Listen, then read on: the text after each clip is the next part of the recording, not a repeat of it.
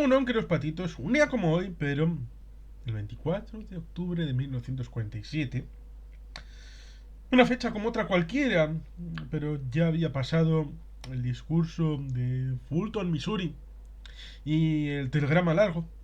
Estábamos ya en 1947, en ese 24 de octubre, en Guerra Fría. Y el Comité de Actividades Antiamericanas está en vigor. Y por eso conmemoramos que en Estados Unidos, nada más y nada menos que Walt Disney testificó ante ese comité de actividades antiestadounidenses denunciando a todos sus empleados que él cree que son comunistas. Aquí debo recordar la película de Cantinflas en donde es sacerdote y cuando le acusan de... Pero su doctrina es comunista, es socialista, señor. Le dice, no, no, quiero la redistribución de la riqueza. Bueno, los pobres. Que vivan una vida digna. Pero eso es socialismo. No. Es León XIII.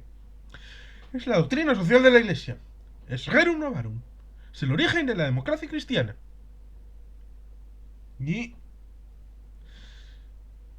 eso tal vez sea ser un sacerdote demasiado conocedor de la doctrina hasta el punto de dejar de ser manipulable. Pero es que los Estados Unidos surgen en el siglo XVIII para combatir el autoritarismo, para combatir el pensamiento cerril desde Londres, y eso lo hemos comentado en las clases de ciencia política.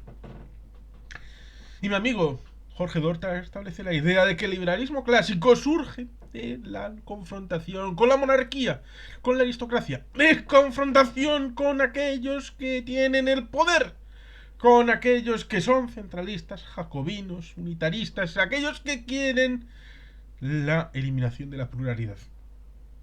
Razón por la cual aquellos que no podían vivir su religión en libertad, su cristianismo en libertad, fueron largados en el Mayflower a Plymouth,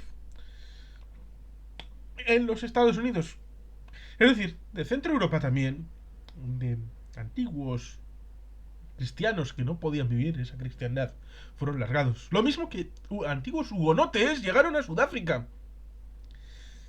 Y ciertamente la historia nos enseña esos caminos hacia la libertad. Pero cuando el individualismo, la ética protestante, ¿qué diría Weber? Pues en teoría nos debía de significar el camino para la deconstrucción del mundo antiguo y la reconstrucción en una fórmula en donde fuera posible criticar en positivo para hacer esa idea que incluso parece estar viva hoy en el siglo XXI en Estados Unidos, de que se puede debatir de todo. En teoría, antes de la llegada de Quanon, que lo ha destrozado todo. Antes, ciertamente, de la llegada de la versión hardcore del Tea Party. La idea de que el diálogo es lo importante. La confrontación de ideas. La búsqueda de la felicidad como elemento fundamental de la construcción de los Estados Unidos. Y por eso, esa confrontación entre lo que uno puede entender, porque uno entiende la situación de los 5 de Cambridge, que eran muy británicos, muy integrados. El propio doctor que hace de puente en el proyecto Manhattan, Fuchs, que dice Oppenheimer, pero ¿usted desde cuándo es británico? Desde que Alemania dijo que no era alemán.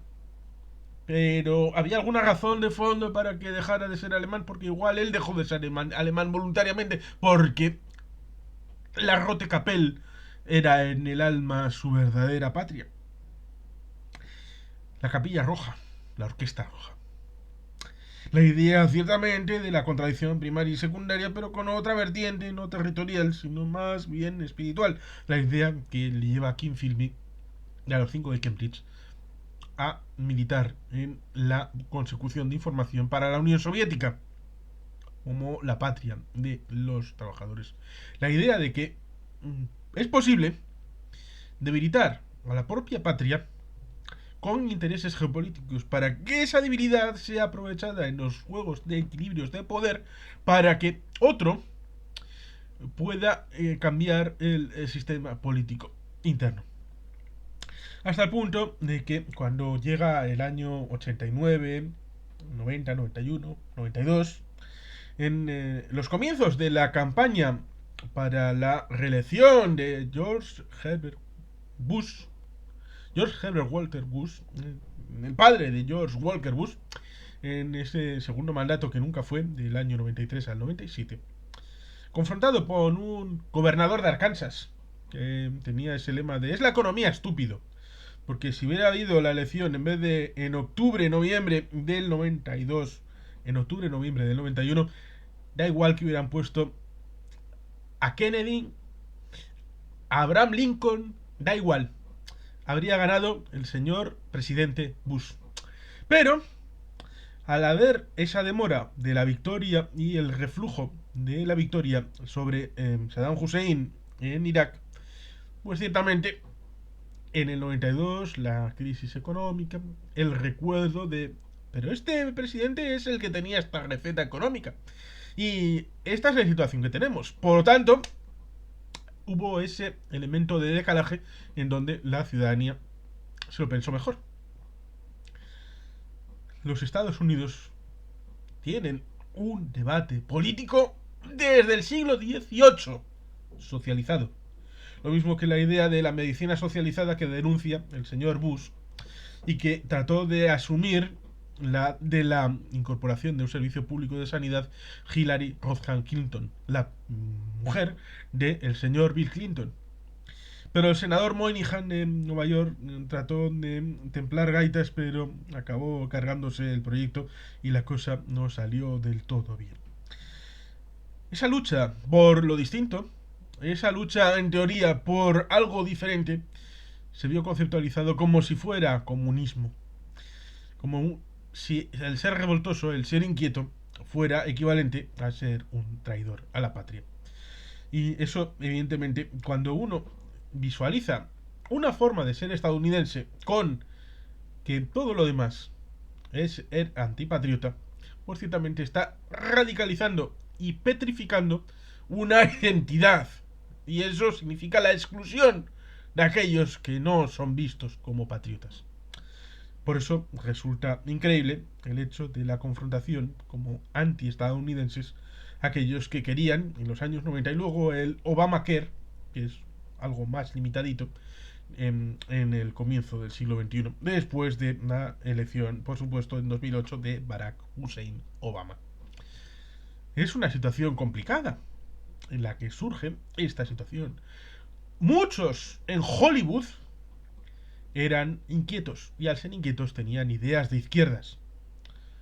Y esto ciertamente llevó a una caza de brujas, porque si bien es cierto que hay que tener siempre presente la presencia, valga la redundancia, de espías en favor de potencias extranjeras y de infiltrar ciertas ideas en su socialización, lo mismo que habían visto como en la propia Segunda Guerra Mundial los prolegómenos, porque en teoría Estados Unidos entra solamente en la Segunda Guerra Mundial a partir del 7 de diciembre con el ataque a Pearl Harbor en 1941, pero ha habido, en el caso japonés no ha habido penetración, a pesar de que luego les encerrarán en un movimiento absolutamente increíble, infame para la democracia en el mundo, cosa que intentarán en parte hacerlo con los italoamericanos, pero como son tantos y están tan distribuidos, por mucho que lo puedan intentar, pues tampoco es que sea algo distinto. Pero los japoneses americanos estaban en buena medida en California o en Hawái y por tanto eran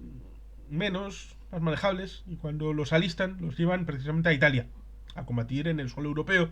No vaya a ser que pueda ser que se vayan con el enemigo por pensar que son iguales de raza. Japoneses aquí, japoneses allí, hermanos míos, vamos para allá.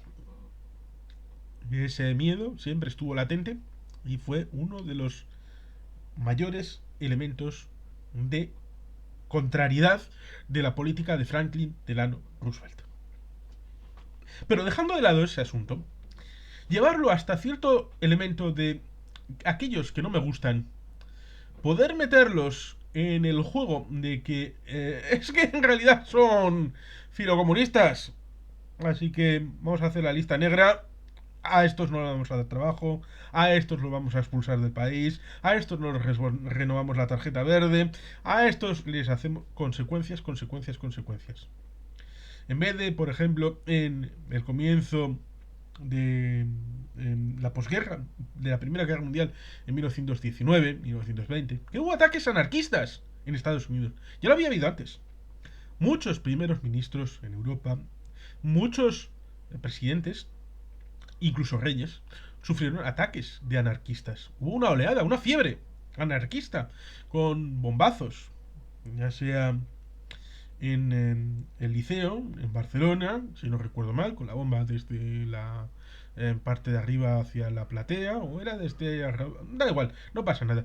O el asesinato de Angiolillo a Cánovas del Castillo en Arrasate Mondragón, en el balneario, en 1897. Ciertamente el siglo XIX, antes de la guerra hispano-estadounidense, que tendrá su importancia. ¿Cómo habría sido la guerra hispano-estadounidense de haber sido Cánovas del Castillo el primer ministro?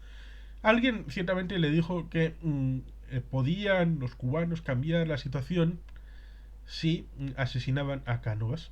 Y esos cubanos le convencieron a Angiolillo para que asesinara a Cánovas porque estaba en el balneario en 1897 en Arrasate. Lo cual resulta curioso porque, en teoría, podrían echarle la culpa a Sabino Arana, que ya tenía fundado el Partido Nacionalista Vasco hacía 2 años. Pero a nadie se le ha ocurrido una idea tan absurda y aberrante, a pesar de que murió en tierra vasca. Aquel que destruyó los fueros en 1876, pero fue el que proporcionó el origen del concierto económico en 1878, por tanto la dualidad Jano en su máxima expresión.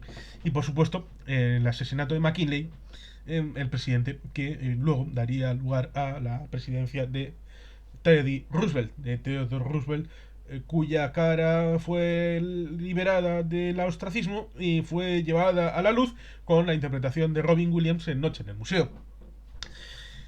Y la memoria en la biografía minimalista pincelada por el señor Reagan en aquella serie de los policías de Nueva York. Pero ciertamente eso es otra historia.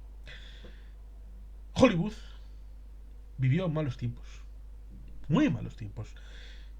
Cuando recibió Elia Kazan el Oscar memorial a su carrera, recordando On the Waterfront, recordando todo lo que hay en el momento previo a esa película con Marlon Brando, tengo en mi memoria el recuerdo de Nick Nolte con una mirada gélida y muchos no solamente no queriendo aplaudir, sino viendo a un chivato, a una rata que había destruido muchas carreras. Lo mismo que ciertamente pudieron haber intentado destruir a Lauren Bacall, a Humphrey Bogart y a muchos otros que, por ejemplo, a nivel actoral puede ser más o menos, pero a nivel de los que no salían, hasta, por ejemplo, no ser recuperado hasta 1960 y sin ser explícito y luego sí reconocido en Espartaco a través de Kirk Douglas, esa década de los años 50 fue la pérdida de conocimiento en cinematografía y el ostracismo para muchos guionistas, para muchos trabajadores, para muchos que están en la parte de detrás de la cinematografía, hasta el punto que finalmente en el sindicato de directores, en un momento dado, cuando estaban en proceso de tratar de establecer una realidad de seguir con la caza de brujas, ahí surgió una anécdota bastante curiosa de John Ford. Y es que vale la pena contar la anécdota, aunque sea una vez más. Estados Unidos, 1950, 3 años después de esta efeméride de Walt Disney, que abrió la veda. Estamos en medio de la caza de brujas y hay una reunión del sindicato de directores de cine. Del otro lado de la puerta, el senador McCarthy espera que su emisario, Cecil D. DeMille, el de los mastodontes bíblicos como los 10 mandamientos, una sonora y otra muda, por si no te ha quedado el mensaje, es decir, hizo las dos versiones, haga su trabajo.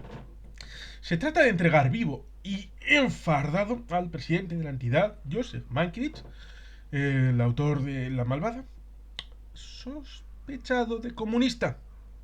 Todo parece encaminarse al pedido de McCarthy, hasta que se pone en pie un lungo con pinta de irlandés y promediando su cigarro dice la famosa frase: mi nombre es John Ford y hago películas del oeste. Y luego se despacha con una defensa de su colega Mankiewicz que deja a DeMille y a McCarthy y a todo el comité de actividades antiestadounidenses con la pilila al aire. Es un elemento significativo.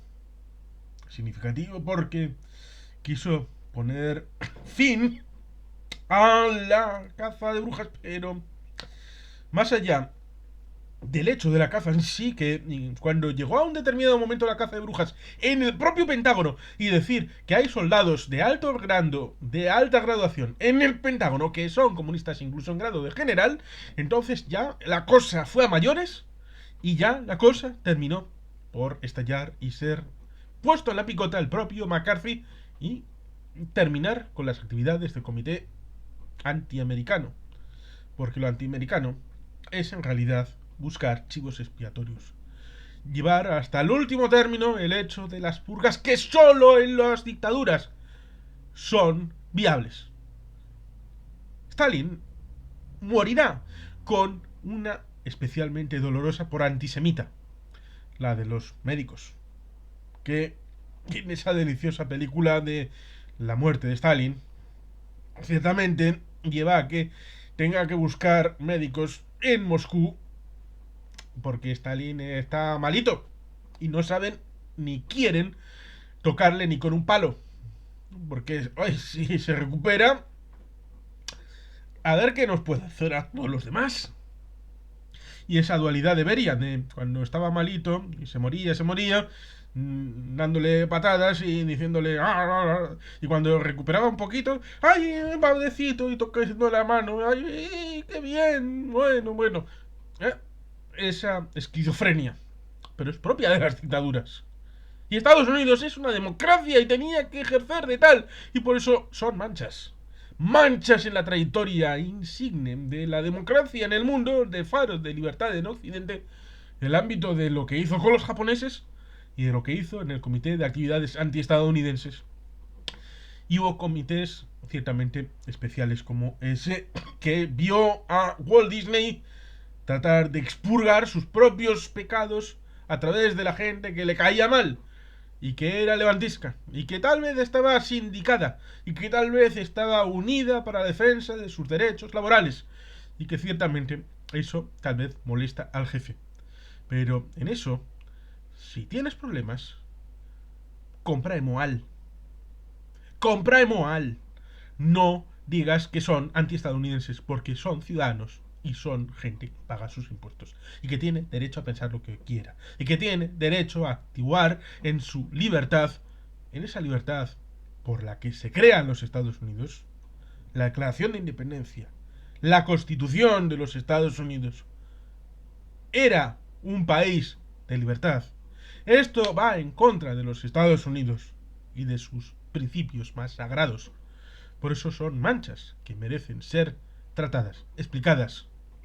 Por más que pueda haber un trasfondo que sea realmente explicable de cierta prevención. Pero esa prevención tiene que estar en su justa medida.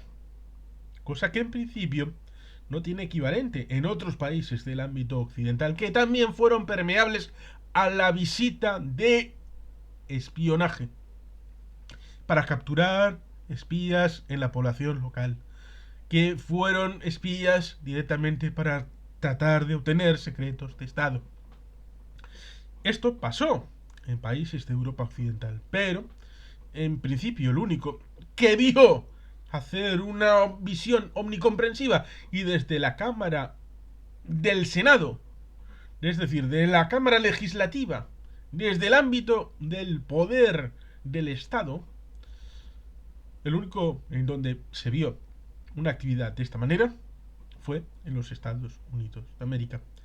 La tragedia del Comité de Actividades Antiamericanas, con toda esa lista de actores, directores y demás profesionales del cine puestos en la picota, con estos voluntarios que fueron señalando, poniendo nombres y apellidos, diciendo a quién tenían que reprimirles. A gente como Walt Disney, a gente como Elia Kazan le hicieron la cuñeta a, por ejemplo, Charles Chaplin, que se vio obligado, antes de que le metieran en toda esta vorágine, a tener que salir de los Estados Unidos de América. Y evidentemente uno puede pensar, si lo iban a intentar con Charles Chaplin, el último mono de la última producción de Hollywood, ese que participaba de extra en 100 películas al año, a ese, ¿quién le iba a proteger? ¿Quién? Nadie. Nadie. Y esa es la tragedia de ese momento que recordamos un día como hoy. Para la memoria de la libertad, la memoria del compromiso con los derechos humanos, la memoria con esa parte oculta de Walt Disney, con todo lo que nos ha dado en el futuro, en el ámbito de las películas, pero la versión personal que importa a la hora de transmitir también la factura de la obra artística, no se puede evitar que se piense en la hipocresía personal, en la maldad en el propio Walt Disney, como un elemento sustancial para la valoración de la vida, no de la obra, pero sí de la vida, cuando se haga la review de qué fue, por ejemplo, Walt Disney, lo mismo que se hace y se hizo con Elia Kazan, con su Oscar a su trayectoria y con muchos otros que no dieron la talla, que se enfrentaron al dilema de Satanás y cedieron, se vendieron, se creyeron las mentiras de un mundo complicado. Pero nadie diga que la vida sea fácil. Y por tanto, ahí tenemos a Walt Disney poniendo la picota a sus propios trabajadores y las represalias y grandes consecuencias que tuvo ese señalamiento en el Comité de Actividades Antiestadounidenses por Walt Disney a sus propios empleados por supuesta acusación de comunismo. No digamos más. La memoria está ahí para todos. Y cada cual puede investigarlo a través de las nuevas tecnologías y San Google. Y sin más, queridos patitos, es que ricasco, agur berobat. Beti gelpian.